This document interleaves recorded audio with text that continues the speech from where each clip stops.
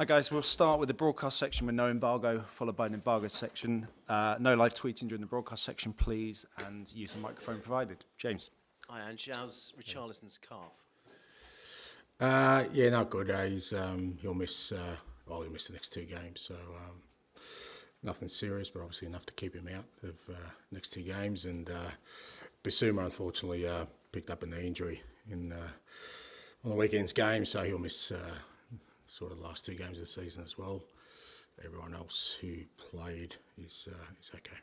A proportion of your fans won't want you to win this game. How do you feel about that and the potential atmosphere it might create? A proportion of our fans. What does that mean? Difficult What to say. proportion? Difficult to say how many. Really? What, 50%? 20%? 1%? Just give me a rough estimate in your mind. I don't know. You don't know? Okay. We'll All right. So tomorrow. let's answer a question we don't know the answer to. Yeah, that's fine. People are allowed to feel the way they do, but I think I've been, again, really consistent and I think really strong in my beliefs that, you know, it's important for this football club to get to where we want to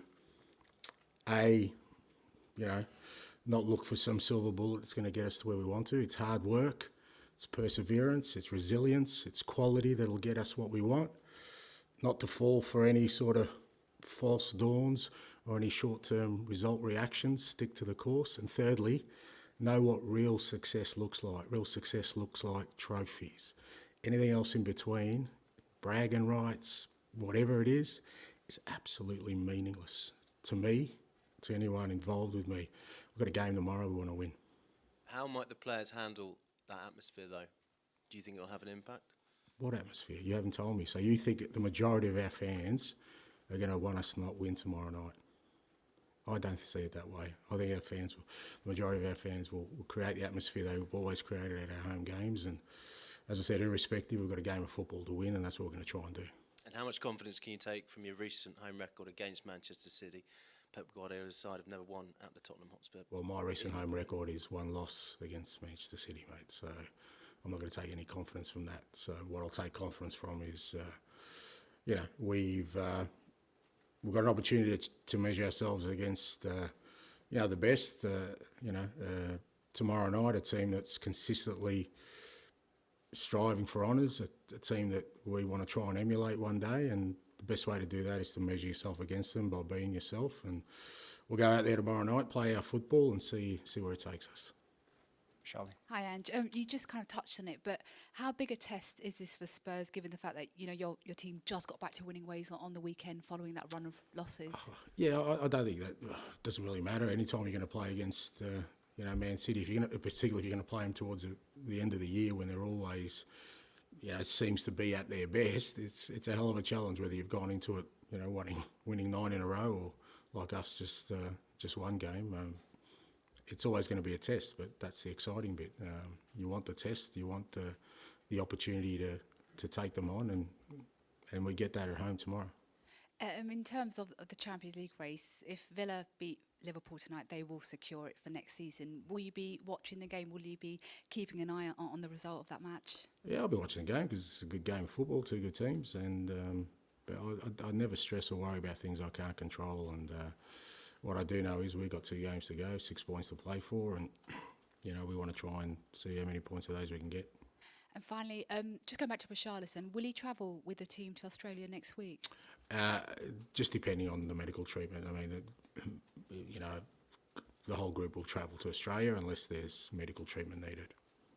Ian. But he wouldn't be available for the game because it's just too close, yeah. Hi, Ange, how are you? I'm good, mate. If a proportion of the Spurs fans, and it might straw a poll of knowing 4, 2 want you to win, 2 don't. So you reckon it's 50% of our fan base, according to your fan base, poll? I know, yeah. If a proportion don't want you to win, nearly every Arsenal fan I know does want you to win tomorrow night. Have you ever been in this position before? You've known this position before? What's that? Whereby your deadliest rivals want you to win because basically you'd hand them the title. I don't know. I've never thought of sport in that way. I'm sure, I like I said, there's a pretty simple notion to this. There's a game of football tomorrow night. what do you think is going to happen? What do you think we are going to do as a team, or any team on this planet? Are we going to just try and win? It's a simple, basic premise. Now, how that makes people feel, I'm not really fussed. I don't really care. I'd hate to think that anyone thinks that we would go out there tomorrow night with anything other than trying to measure ourselves against a top team and maybe win a game of football that's consequential. How are we ever going to become a team that wins things if we don't win the big games, if we shy away from it? So why would we shy away from a challenge tomorrow night that exists? So, look, I get it. And look, you know, your straw poll of Arsenal fans, if it's correct, then we're going to walk out to 50% of boos and 50% of cheering tomorrow night. But I think that's highly unlikely. Moving it along a bit. Let's do that. Yes, do that. The last couple of home games, your centre halves have cropped up in uncentre half-like positions to score goals. Can we expect to see more of that not only tomorrow but moving forward with you? Look, it's part of our sort of evolution, and I think, you know, the great thing for us through this, particularly through this tough spell, is just seeing, as I said, for me, it's great because I just see how people react to it, you know, players. And I think there's certain individuals that have just really sort of gritted their teeth and wanted to change the course of events, not accept it. And, you know, I think probably because of kind of the nature of the where we are as a team at the moment, it's been the defenders, you know. It wasn't just the centre-halves. Pedro scored an unbelievable goal on the weekend. But I've loved seeing that. I've loved seeing the growth in guys like Mickey and Romero and others in there who you would never see unless you went through tough times. And I think that's important, you know. And you know, it's one of those things where you know that if you can tap into it moving forward, because again we'll have other challenges, is, you know, those kind of guys are showing the way to kind of change that course of events. So, you know, for me that's it's really something to grasp onto. And finally, you're up against Pep tomorrow, who you spoke about earlier in the season in the games you played, both at City and the FA Cup game. Just talk to us about the achievement of winning a league title year after year after year in the league. You did it with Celtic. He could be on the verge of doing it for the first time ever 4 times in this league. Yeah, it is incredible. Yeah, sometimes people think, well, you know, once you win it once, it should become easier. But actually, it becomes more difficult. You've got a target on your back, and every year you've got to sort of consistently try and, you know, get guys to climb the mountain again, knowing they've already done it. And it's particularly in the Premier League, when you know the demands of the competition, and obviously, you know, they're always fighting. You know, City are always fighting on multiple fronts in terms of, you know, competition. So, look, I think it's a testament not just to Pep but to the whole organisation. They've stayed really sort of disciplined on a blueprint of how they want to achieve success, and they're bearing that fruit. Charlie. Just wanted to ask you, from like your perspective as a football fan as well, like how much of an issue it is when you have a team with this level of dominance. We've never seen it. Team winning 4 in a row. They do it in such a way, it's, you know, they can seem almost unbeatable. When does that become an issue, do you think, as a fan of another team, that you start kind of feeling like it's hopeless?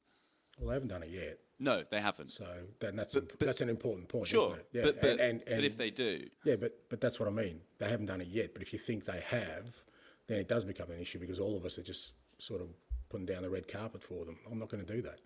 And I think other managers will do that. I'm certainly not going to sit down and just, you know, watch them win again. That doesn't sit comfortably with me. But that's in the hands of each, you know, club to try and break that dominance, or, you know, and try and, you know, create teams that will challenge their dominance. You know, as a supporter, I mean, I've always felt as a supporter, I don't know. I mean, I have been a supporter of the game, and obviously I've supported clubs when I was younger. I was just interested in my club. I didn't care about anyone else, you know. I just wanted my club to win. I just wanted my club to be successful.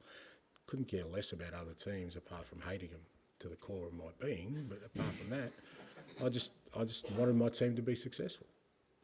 And just thinking ahead again to that game and the kind of fan perspective, And I think I would actually go further. From the Spurs fans I speak to, I'd say the majority, what they're saying anyway, is that they do hope Spurs lose the game, which I'm not saying I agree with. I think it's, but I just wonder, do you think, obviously, Schadenfreude and laughing at your rivals has always been a big part of football. Do you think it's becoming, in the social media age or whatever, is it becoming an even bigger thing now than it was? Oh, look, if you go by social media, yeah, there's probably 99% of Spurs supporters who don't, if that's your world, but please don't tell me that's your world, Charlie. No. There's such a bigger world out there, mate.